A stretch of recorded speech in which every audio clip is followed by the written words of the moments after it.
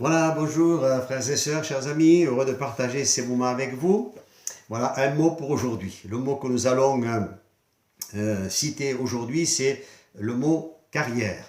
Et nous allons trouver cela dans l'Épître aux Hébreux, chapitre 12, et à partir du verset 1er. Donc je ne vais pas trop m'étendre puisque ce sont des passages sur lesquels nous allons nous entretenir. Mes collègues pasteurs vont vous en parler. Moi, je veux simplement retenir ce mot carrière que nous ne trouvons pas dans toutes les traductions.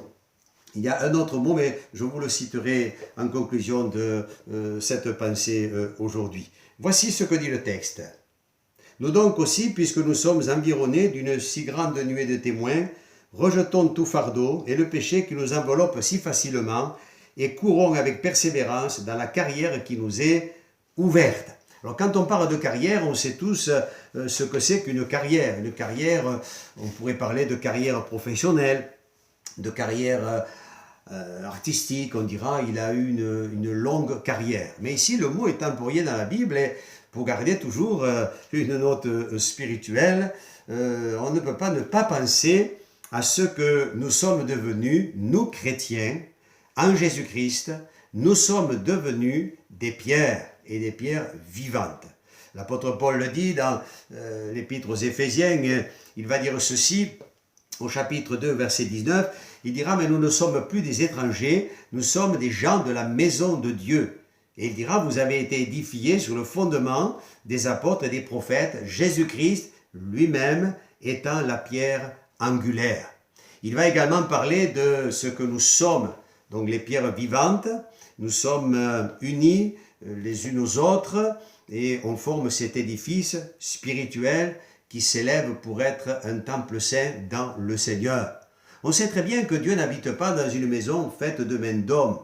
Les églises, aussi belles soient-elles, le Seigneur n'habite pas dans une église, mais il habite dans le cœur de sa créature. L'apôtre Paul dira, « Ne savez-vous pas que vous êtes le temple du Saint-Esprit » Donc, nous avons fait cette expérience de la conversion.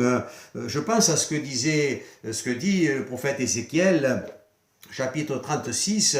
Il va dire ceci, Dieu parle et il dira, mais j'ôterai votre cœur de pierre et je vous donnerai un cœur de chair.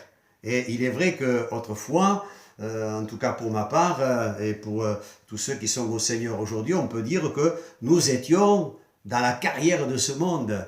Peut-être l'avez-vous dit, moi je l'ai dit en parlant avec des frères et des sœurs, en disant, oui, autrefois, eh bien, on était dans le monde, on a été tiré de la carrière de ce monde, et maintenant on est devenu des pierres vivantes. Alors, ne vous méprenez pas, on est dans le monde, on est dans le monde, mais on ne fait pas partie du monde, parce que l'esprit du monde, c'est pas ce qui nous habite. Ce qui nous habite, c'est l'esprit du Seigneur. Ça, c'est le travail de la prière. C'est le travail du marteau. Quand je dis ma carrière, une carrière où il y a des minéraux, eh bien on va extraire la pierre, n'est-ce pas? Et on va utiliser le marteau, on va utiliser le burin, et puis ensuite on va extraire les blocs de pierre, on va bien les polir, et puis on va construire des édifices. Des édifices. Ici nous avons un édifice qui n'est pas très loin de chez nous, on est dans le Gard, c'est le pont du Gard. Et justement, je regardais un commentaire il n'y a pas très longtemps à la télévision sur la construction du pont du Gard. Et ce qui m'a quand même interpellé, c'est que le commentateur disait à l'époque, quand on voulait construire un monument, on cherchait dans les alentours de l'endroit où on voulait construire une carrière où on allait extraire les blocs de pierre. Il fallait que ce soit très proche. On pourrait dire ceci à cause du transport, parce que transporter des blocs de pierre, mais je me suis dit quand même, ça peut nous interpeller, puisque nous devenons, vous savez, l'église aujourd'hui, c'est pas un monument, mais l'église, elle est en mouvement. Et ces pierres que nous sommes les uns et les autres, on a été extraits, la carrière, elle n'est pas très loin. Et je pense aux prières. Quand on parle du marteau, comme le dit le prophète Jérémie, de l'œuvre de l'action du Saint-Esprit, je pense à tous ceux qui ont prié pour nous, à ceux qui sont proches. À ceux qui sont proches. Pour ma part, je dirais que la première convertie dans la famille, c'est ma grand-mère. Et ma grand-mère, je ne m'étends pas, mais a prié pour que je vienne au Seigneur et pour que d'autres aussi soient touchés par l'Évangile. Combien pourrait le dire aujourd'hui, c'est la prière des parents, des grands-parents. Je me souviens de ce pasteur qui témoignait il n'y a pas très longtemps, hein, il disait ceci: combien de fois j'ai vu pleurer ma mère parce que j'étais un ado, je devenais un jeune homme, je faisais ma vie, je ne voulais pas de l'Évangile et je l'ai vu pleurer et elle priait.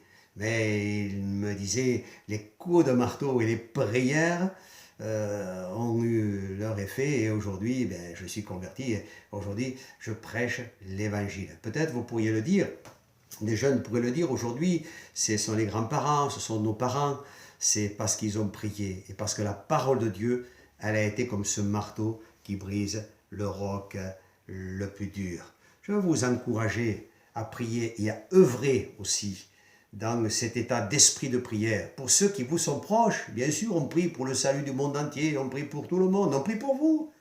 Vous qui êtes derrière votre cas, on prie pour vous. Mais on prie aussi pour ceux que nous aimons, et même ceux que nous aimons peut-être un peu moins.